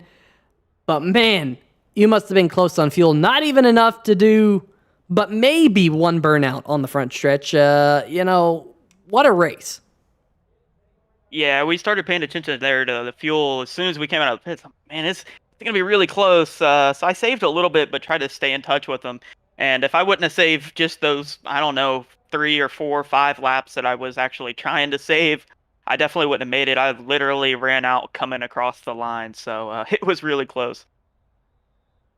It was really close, but hey, you were able to get the job done here tonight at Iowa Speedway. What an awesome way to get a win and get the checkered flag. I mean, how awesome is it to come here and win in that style? Yeah, man, anytime you win, it races with these guys. Those McCann guys, both of them are really good drivers. DeBarro, there's a bunch of just really fast drivers in this league. So to come in here and pick up a win, it's pretty big. Been a rough couple of weeks before that, so good to come get a win. Well, you definitely got the job done here tonight, Iowa Speedway. And of course, one of the big questions that is looming is the Circuit of Americas down in the Austin, Texas 20-turn, very long, very twisty road course that you have before you next weekend. What are your thoughts about going to COTA? I'm pretty excited, man. I really enjoy that track. I like a lot of the road courses. It's going to be a challenge for sure. But I think you're going to see a lot of guys that aren't typically up front, and you're going to see a lot of guys that are typically really fast. If they put in the time, they're also going to be up front. So it's hard to tell. Hopefully go in there and just pick up a top 5 maybe. Well, it is definitely going to be a lot of fun. I'm very much looking forward to it, as it is, of course, my home race down there in the heart of Texas. But wow, what a great race for you here tonight. Before we let you go, Spencer, you got some shout outs for us? Yeah, man, I got to really thank all the sponsors: Anthony's Lock Service, Palmetto Homeland Security, Tony, the Gator Hater, Bill Edwards at Fatal Concepts, all the guys that sponsor the league: Thornton, Max Graphics, Master Millwright, Shibby Shake Shack, NEPA Cornhole, Mason Dixon Cornhole, Sim Shots, 3 Wide TV. All you guys, appreciate it. Absolutely. Well, Spencer, congratulations on getting the checkered flag in quite some style here tonight at Iowa Speedway. Definitely one of the favorites amongst drivers and commentators alike here on 3 Wide TV. We'll see you next week. Thank you, man. You have a good one. All right, well, that's going to do it for our post-race interviews with tonight's race winner, Spencer Tart, in the number 78 machine, winner of the NEPA Cornhole 160 here on 3 Wide TV. Big shout out to everyone in the chat joining us here tonight. Brandon Wingham there towards the end of the race. Wingham saying, great win, number 78. Always been a fan. Bo Batten in the chat as well. Todd Kirkwood saying, hey, number 14 did a lot better than he did tonight, Todd. Hopefully he can bounce back to, next week at Circuit of the Americas. But, Bob, before we get any further, we have to figure out which of the 3 Shibby Shack Dash for Cash drivers is going to walk away with a little bit of extra Shibby Shack Dash for Cash money in their iRacing wallet here after the Iowa Speedway. Of course, the 3 lowest place finishers from last week's race, well, yeah, I guess 2 weeks ago, since we didn't have a race last week due to the 4th of July holiday, but the 3 lowest place drivers who started the race, 3 lowest place finishers from the last race that started here tonight were eligible for that cash. And I believe, Bob, you figured it out? I do. I had a lot of math here on my wall here in my part of the broadcast booth, but after a couple of drivers not making tonight's race, the 3 contenders for the Shibby Shack Dash for Cash tonight were the 22 machine of Stephen Kegman, the 7 of Garrett Gleason, and the 3 of Jason Shue. So tonight's Shibby Shack Dash for Cash winner is the 22 machine of Stephen Kegman. He's going to be bringing home a 11th place finish, which will get him that Shibby Shack Dash for Cash. And as of right now, all things, assuming all drivers will be starting next week's race, the 3 Dash for Cash drivers at the Circuit of the Americas will be the 1 of Jason Gracias, the 05 of Casey Miller, and the 19 of Todd Kirkwood. So those 3 drivers will be going head-to-head for the Shibby Shack Dash for Cash next week at Circuit of the Americas. Absolutely. We'll definitely have to keep an eye on that. Let's bring up tonight's final race rundown in the Thornton Graphix Grand National Series. Spencer Tart taking home the win. Brian McCann in second. Tim Johnston in third. 3 very, very fast drivers inside your top 3. James Arello going to come home in fourth. The number 13 machine, the S2R driver, your reigning series champion. Good run for him here tonight. John Boris, the number 0, finishing in 5th. Robert Kenny, top 10 for Kenny. I think that needs to be a hashtag. Hashtag top 10 for Kenny here tonight in 6th position. Kevin Stone in the number 14 in front of the sponsor here tonight as well. I mean, Bo Batten was in the chat rooting on that number 14 machine all night long. And really awesome to see that the number 14 here tonight putting on a show for the Desert Hobbies family. Anthony DeBarro going to come home in 8th, Lupe Gonzalez in 9th, and rounding out your top 10 here tonight, Kevin McCann, Bob. And in 11th, Stephen Kegman, the Shibby Shack Dash for Cash driver, he'll finish 11th. Austin Grover, 12th. Shane Terry in 13th. Matthew Rodriguez, 14th. Josh Gerlach, 15th. Ben Izinga, 16th. Kyle Lewis in 17th. And in 18th is Briar Fitz. 19th is going to be John Canizaro, and rounding out the top 20 is number 15, Brady Todd. In the 21st position here tonight, Tristan Maher, Vincent Valvano, 22nd. Garrett Gleason, Jason Shue, 23rd and 24th. Those 2 drivers were eligible for the Shibby Shack Dash for Cash, but not quite able to dash enough for that cash. Fernando Matos, 25th. Mike Floppy Teller with his connection issues going to finish 26th. Daniel Borovoko had a fantastic qualifying run to start his total nonstop racing career. but he's going to finish down in 27th. Nick Chambrone in 28th, Jason Grossi is 29th, Casey Miller 30th, and rounding out your 31 car field here tonight, unfortunately, was Todd Kirkwood in the number 19 mobile. So, folks, that is just about going to wrap things up here on 3Y TV in the NEPA Cornhole 160. Big shout out to NEPA Cornhole for sponsoring tonight's race, as well as, of course, Thornton Graphix. There's a link in the description to the Thornton Graphix Facebook page, so you can check them out if you need some graphics printed up. They are the place to go. Big shout out to the other series sponsors, as well as Dunn Raceway Park, indoor off-road racing track in Old Forge, Pennsylvania, as well as, of course, Master Millwright. If you need something machined, they are the place to go. So check them out as well here in the Total Nonstop Racing League, because without the partners, we can't, unfortunately, race like we do. And it is also just absolutely awesome to see this field continue to grow here on the channel. But Bob, any final thoughts before we make it down to the Lone Star State next week? Well, just a great race here at Iowa tonight, and I'm looking forward to COTA. It's a really fun, very technical track, especially with these big, heavy stock cars. So I am really looking forward to heading down your neck of the woods for COTA next week. Yeah, very much looking forward to it. But folks, for myself, Peter Short, Bob Giaquinto, and everyone else in the 3Y TV family, have a good night, stay safe, and we shall see ya!